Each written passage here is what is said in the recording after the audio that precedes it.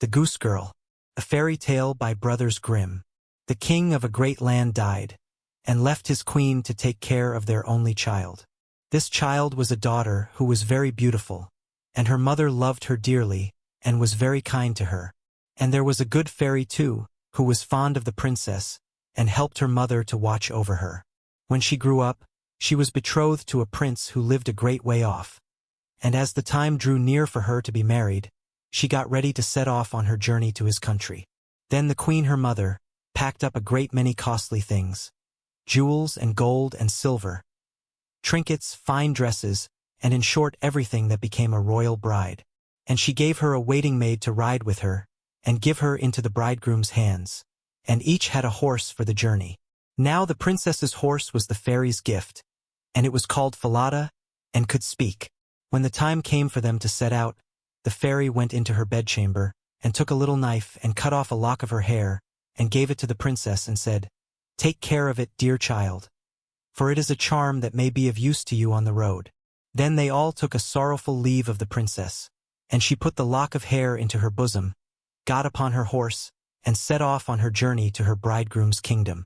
One day, as they were riding along by a brook, the princess began to feel very thirsty, and she said to her maid, "Pray get down, and fetch me some water in my golden cup out of yonder brook, for I want a drink." "Nay," said the maid, "if you are thirsty, get off yourself and stoop down by the water and drink. I shall not be your waiting maid any longer."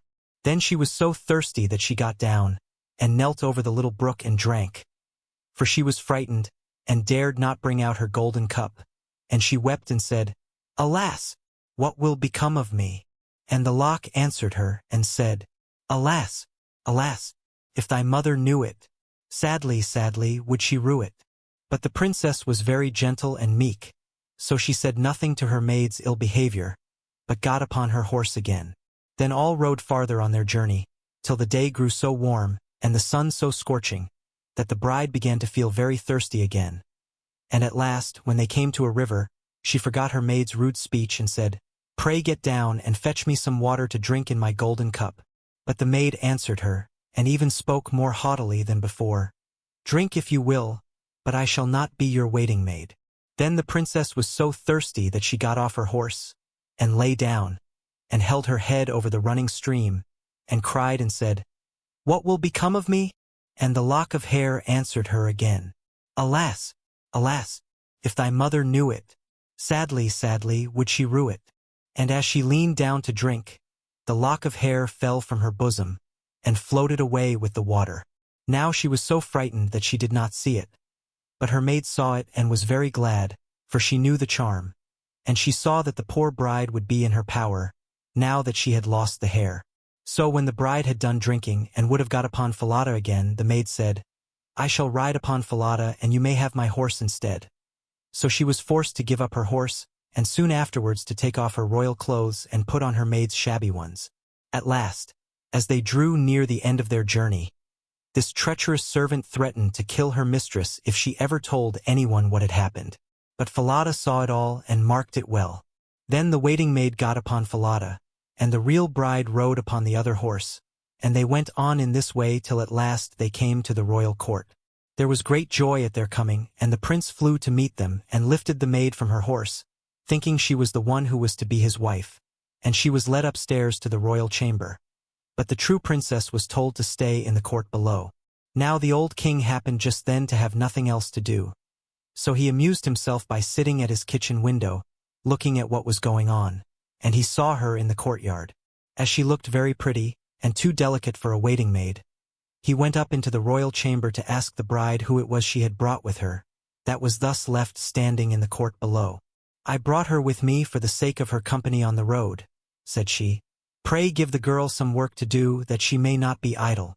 The old king could not for some time think of any work for her to do, but at last he said, "I have a lad who takes care of my geese. She may go and help him."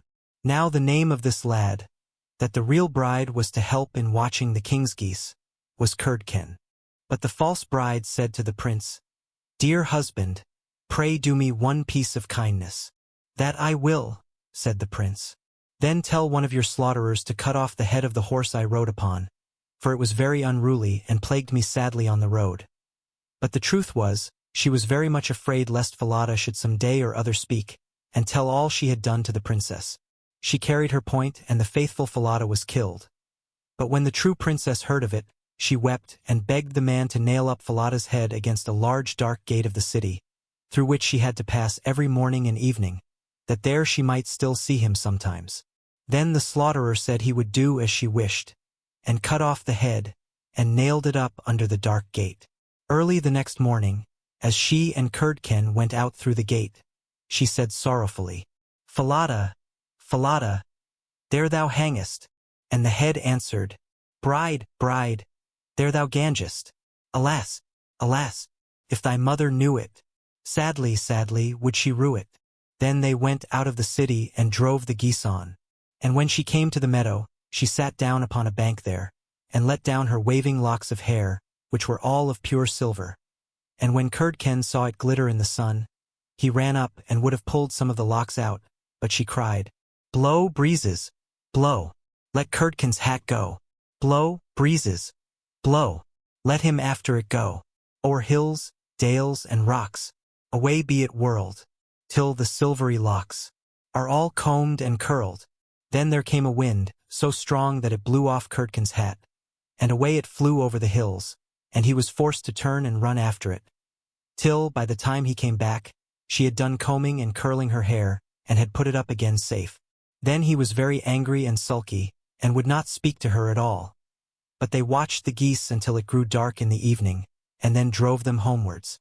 The next morning, as they were going through the dark gate, the poor girl looked up at Falada's head, and cried, "Falada, Falada, there thou hangest." And the head answered, "Bride, bride, there thou gangest. Alas, alas, if thy mother knew it, sadly, sadly would she rue it." Then she drove on the geese and sat down again in the meadow, and began to comb out her hair as before. And Curdken ran up to her and wanted to take hold of it, but she cried out quickly, "Blow, breezes, blow, let Curdken's hat go. Blow, breezes, blow, let him after it go.